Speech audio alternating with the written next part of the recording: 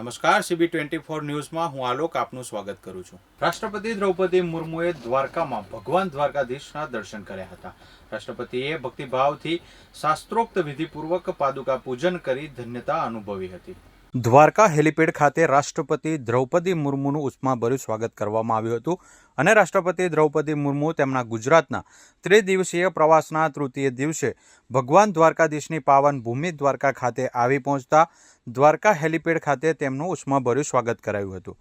Helipad ખાતે પ્રવાસન મંત્રી મુળુભાઈ બેરા, કલેક્ટર રાજસ્થાનના, જિલ્લા પોલીસ અધિક્ષક જયરાસિંહ વાળાએ રાષ્ટ્રપતિને પુષ્પગુચ્છ આપી આવકાર્યા હતા।